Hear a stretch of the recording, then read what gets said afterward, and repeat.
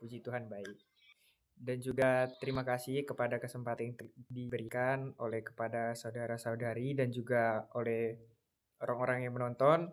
Di sini kami akan menjawab beberapa poin penting untuk mengerjakan ini sebagai soal ini ya, apa?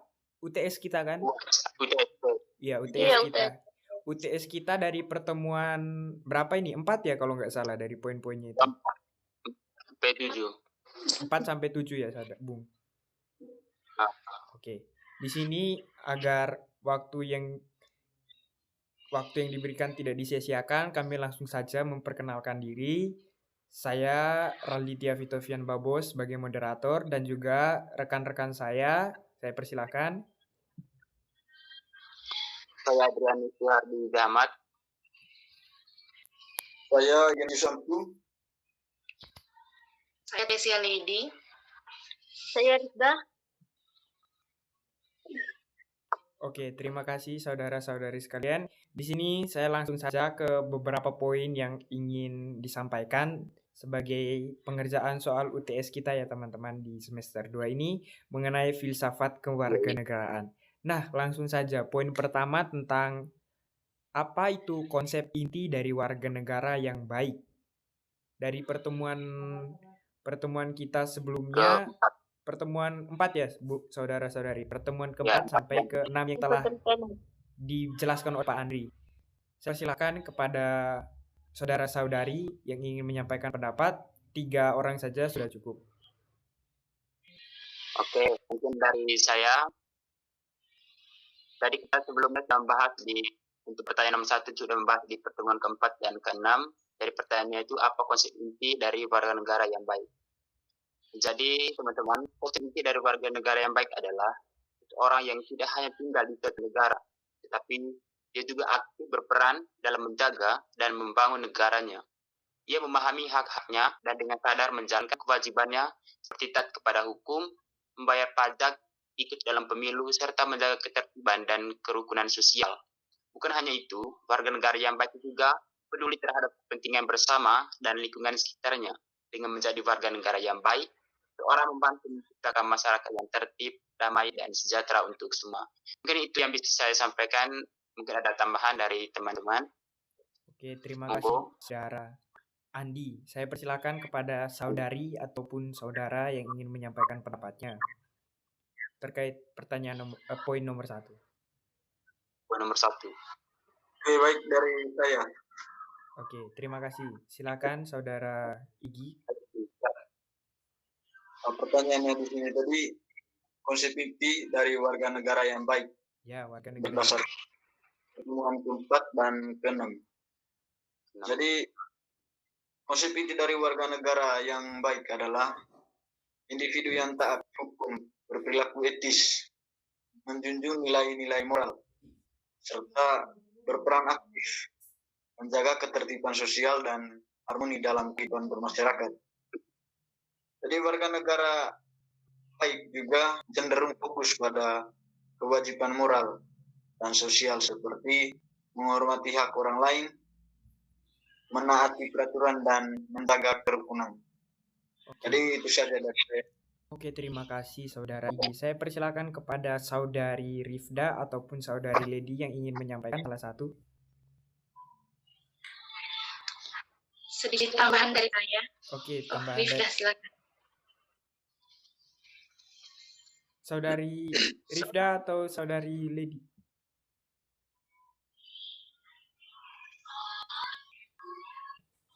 Saudari Lady. Saudari Lady, silakan. Tambahan saja. Seorang warga negara yang baik harus dibekali gagasan yang kuat sehingga mempunyai konsep untuk mengarah pada tindakan atau proyek yang nantinya tidak melakukan tindakan atau proyek yang ceroboh ataupun yang salah. Itu saja dari saya. Oke, terima kasih atas jawaban dari saudara-saudari dan juga perwakilan dari kelompok kita ya untuk menjawab pertanyaan ini, poin-poin ini juga. Dan juga saya akan lanjut ke poin berikutnya, atau sebelum di poin ini ada yang mau ditanyakan terlebih dahulu kepada saudara-saudari sekalian sebelum saya lanjut ke poin berikutnya. Ya? Oke, lanjut saja ya ke poin kedua. Baik. Poin kedua, berdasarkan teks di materi pertemuan sebelumnya yang tentang, kalau seingat saya, itu tentang warga negara kompeten dan oligarki. Oligarki ya. Nah, itu ditanyakan apa konsep inti dari warga negara kompeten dari artikel yang telah dibaca. Nah, langsung saya kepada saudara-saudari yang ingin menyampaikannya, saya persilahkan. Oke, kalau Rifda silakan. Oke, saudari Rifda. pertanyaannya apa konsep inti dari warga negara kompeten adalah kemampuan dan kemauan untuk berpartisipasi secara aktif, sadar, dan tanggung jawab dalam kehidupan bernegara dengan dilandasi pengetahuan, keterampilan, dan sikap yang mendukung demokrasi. Mendukung demokrasi. Baik, terima kasih saudari Rifda. Saya persilahkan saudara Andi tadi ingin menyampaikan. Ya, boleh. Baik, sebelumnya kita bahas tentang apa itu konsep inti dari warga negara kompeten. Ya. Jadi konsep inti dari warga negara kompeten itu adalah warga negara yang cerdas, aktif, dan bertanggung jawab dalam kehidupan bernegara.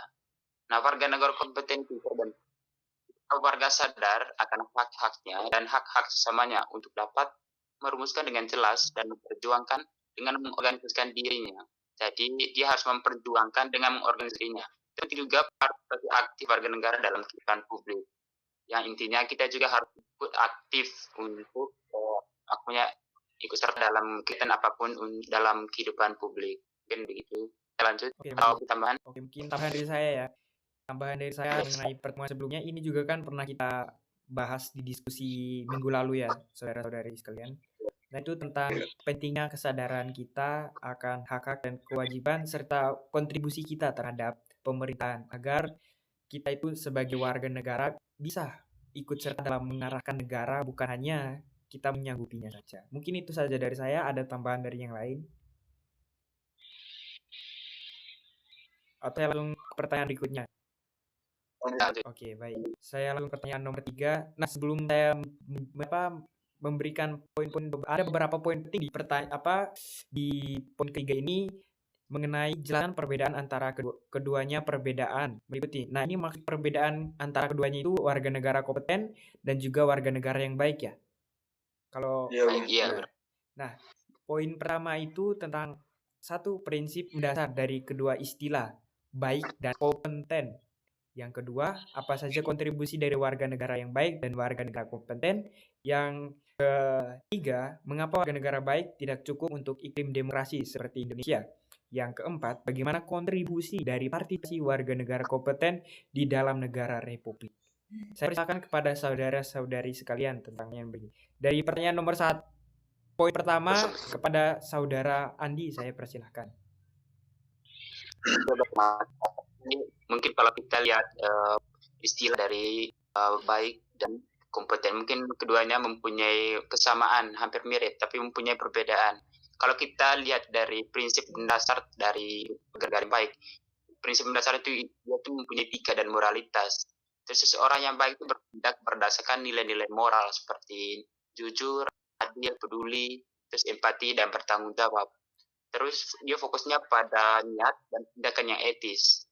Orang baik itu pintar atau ahli, tapi niatnya itu tulus dan tidak berniat merugikan. Kalau kita lihat dari negara kompeten, itu prinsip mendasarnya itu kemampuan dan keahlian. Orang yang kompeten memiliki pengetahuan, keterampilan, dan kapasitas untuk melakukan sesuatu yang efektif dan efisien. Yaitu fokusnya pada hasil dan kualitas kerja. Tapi orang yang kompeten belum tentu bermoral atau beretika. Mungkin itu yang bisa saya sampaikan tentang perbedaan warga negara baik dan kompeten. Baik, terima kasih. Saya persilakan poin B kepada saudari siapa nih? Yang B, saudari Rifda ya? Saudari Rifda, saya persilakan.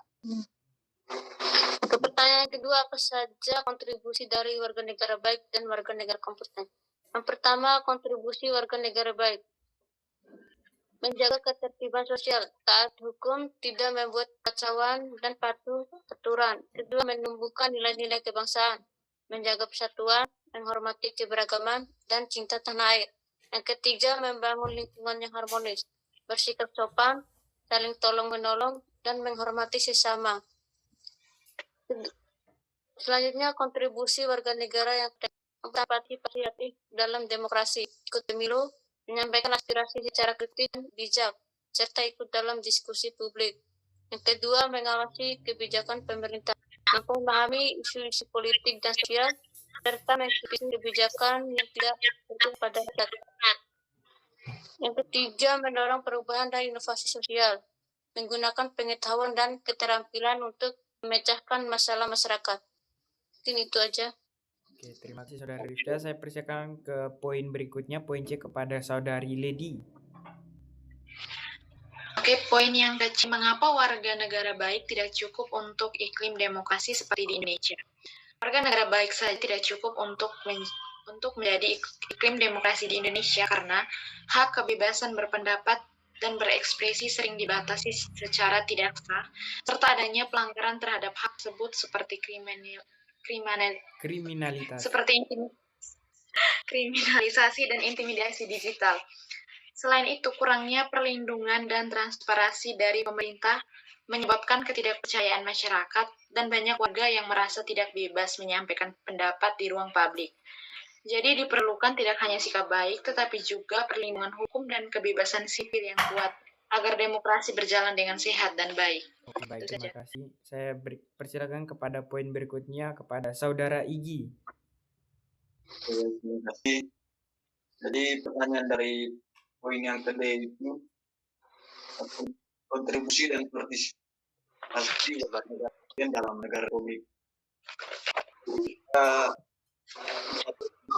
Partisipasi di warga negara kompeten dalam negara publik. Yang pertama itu mengawasi jalannya pemerintahan. Yang kedua, mengikuti kebijakan yang tidak pro rakyat.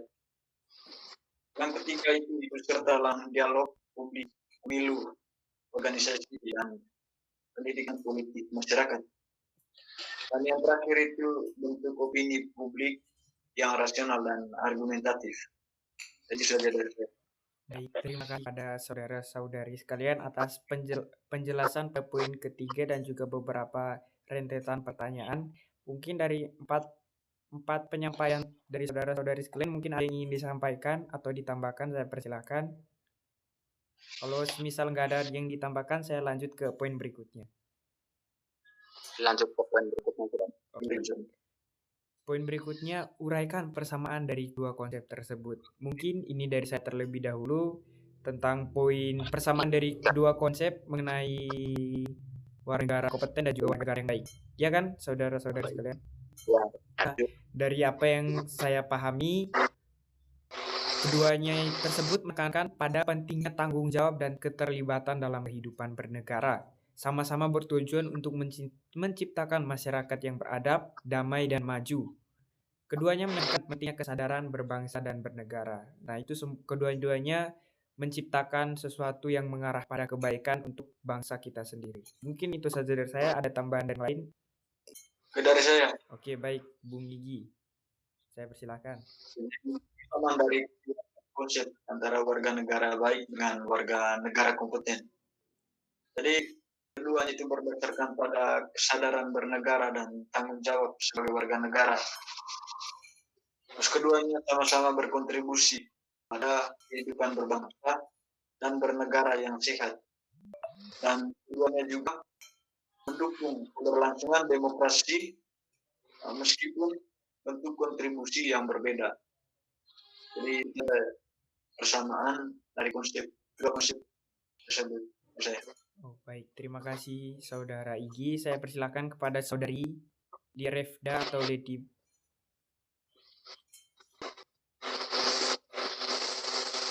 Oke, kalau dari saya, baik, pertanyaannya uraikan persamaan dari kedua konsep perbandingan konsep warga negara yang baik dan warga negara kompeten. Yang pertama itu sama-sama menjunjung hukum dan peraturan. Yang kedua, menjalankan hak dan kewajiban sebagai warga negara. Yang ketiga, memiliki kepedulian terhadap lingkungan sosial. Mungkin saja. Mungkin ada tambahan yang dari lain atau sudah cukup? Saya bisa lanjut ke pertanyaan berikutnya. Lanjut. Oke, baik. Ke poin terakhir. Poin penting. Selesai itu nggak ada lagi poin berikutnya. Oke, poin terakhir ini Berilah komentar kritis. Kritis itu berarti yang tajam namun secara analisis. Berikan komentar kritis Anda sekalian kepada saudara-saudari pada komparasi antara kedua konsep tersebut, antara warga negara baik dan juga warga negara kompeten. Saya persilahkan kepada saudara-saudari.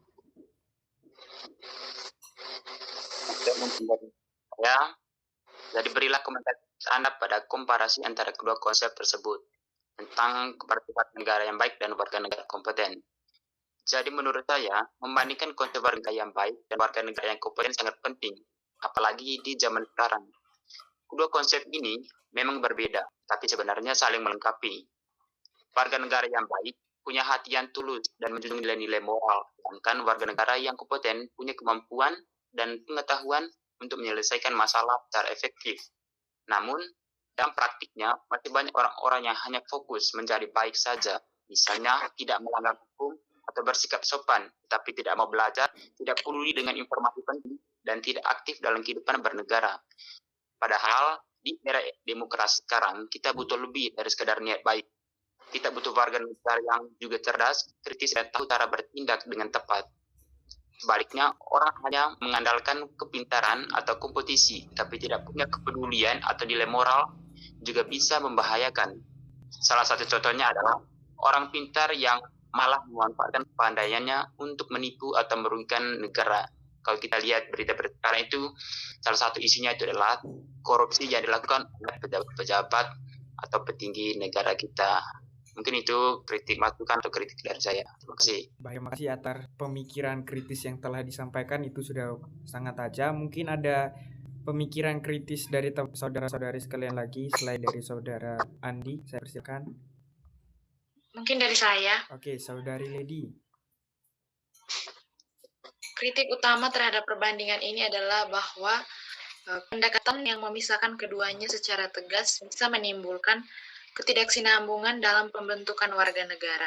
Pendidikan kewarganegaraan yang ideal harus mengintegrasikan kedua aspek tersebut, membangun karakter moral sekaligus mengembangkan kompetensi praktis agar warga negara tidak hanya baik secara etis, tetapi juga cerdas dan kompeten dalam menjalankan peran sosial dan politiknya.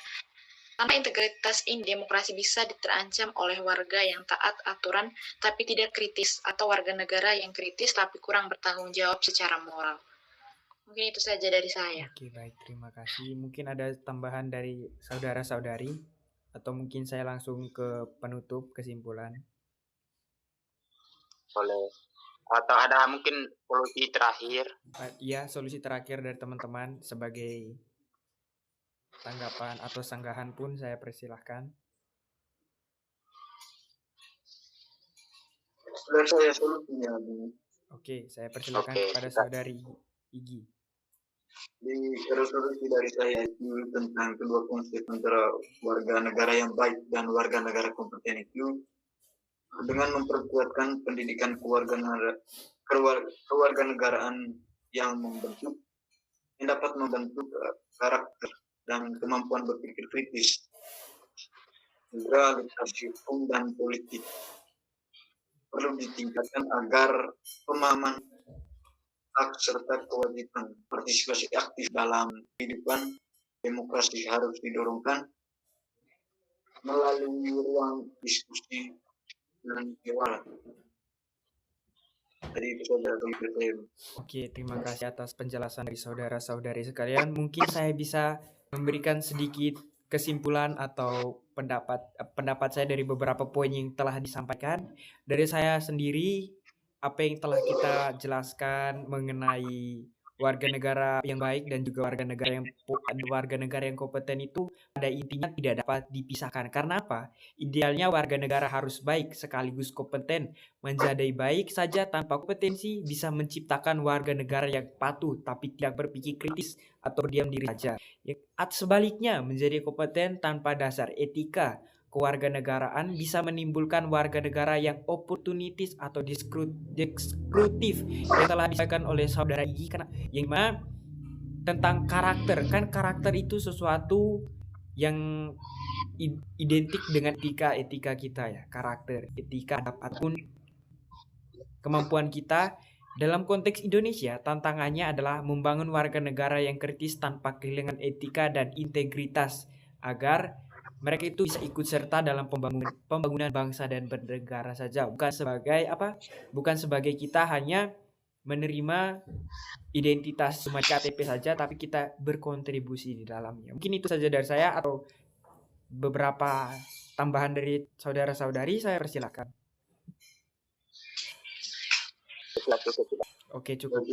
Sebelum saya tutup, kan kita diskusi pada hari ini untuk mengerjakan soal poin-poin yang telah kita sampaikan.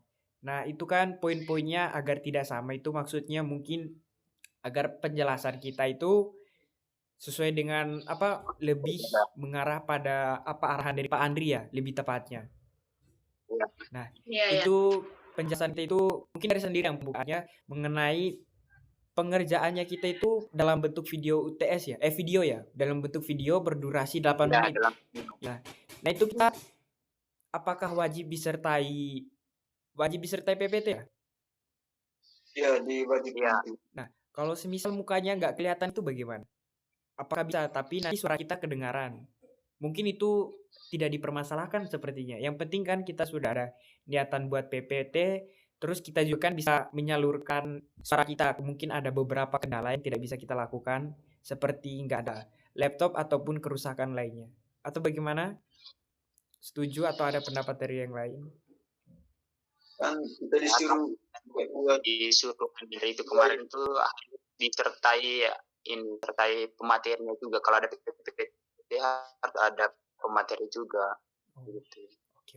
Mungkin kan ada dia beri contoh cara pembuat videonya itu, cara buat videonya.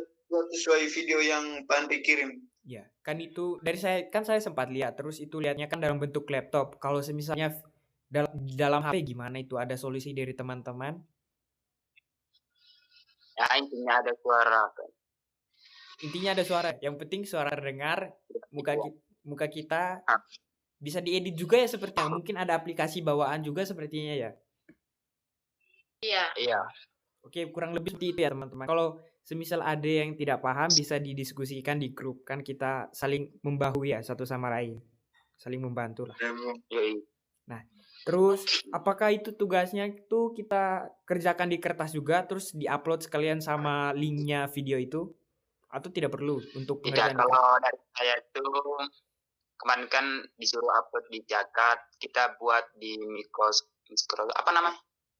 Di Word. Drive. Iya, Word. Ya, kita salin link atau kita buat dalam bentuk PDF terus kirim di Siakat. Tanpa perlu penulisannya juga ya? Enggak. Oh ya, baik. Berarti cuma videonya aja. Nah, pengumpulannya itu Siakat juga ya? Di Siakat sama di WA, nanti ketua kelas list. Iya. Saya sendiri yang list di itu, yang lain belum ada. Belum ada. Siapa sudah mengerjakan dari kita ini? Sudah. Oh, saudara. Mungkin nanti saudara Andi bisa kirim ke grup kita. Nah, itu saudara Andi kan sudah mengerjakan. Nah, itu mungkin ada tambahan yang sudah mengerjakan kan pasti lebih paham ya. Nah, itu Bung Andi kerjakannya lewat laptop. Lewat laptop atau lewat HP? Laptop kemarin. Kemarin saya punya laptop ada, tapi pas ku cek yang recording kan itu ada di recording kan. Nah, itu di Windows apa ya kalau tidak salah? Windows 10 masa itu? Iya, saat Windows 10. Berarti punya ku Windows 7 itu nanti baru di-upgrade lah. Oke, terima kasih. Mungkin dari HP juga bisa ya. Kemarin saya tarik. Bisa dari HP, tapi agak lemot dia. Harus aplikasi. Kalau ada aplikasi bawaan, tidak apa-apa lah. Yang penting suaranya ada kan, Bung? Kan muka kita nggak terlalu full. Ada. Oke, nanti Bung Andi bisa, kalau mau tanya lebih lengkap ke Bung Andi, mungkin ada pertanyaan lagi dari saudara-saudari sebelum kita tutup. Sudah. Oke.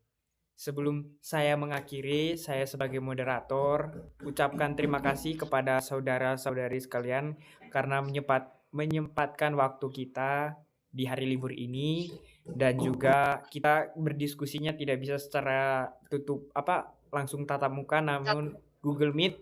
Apakah dipermasalahkan? Kalau misalnya salah, saya mohon maaf karena ini saran dari saya sendiri. Mungkin next karena kita juga kan lagi di hari libur, kita butuh istirahat juga, pasti capek di kemarin-kemarin. Walaupun kita sempat libur panjang, mungkin itu saja permintaan maaf dari saya sebelumnya karena kita tidak live secara ini, kita harus mencoba yang baru juga kan. Nah, dan juga sebelum mengakhiri, saya Raditya Fitovian Babo sebagai moderator juga rekan-rekan saya. Saya Ibu Raffi.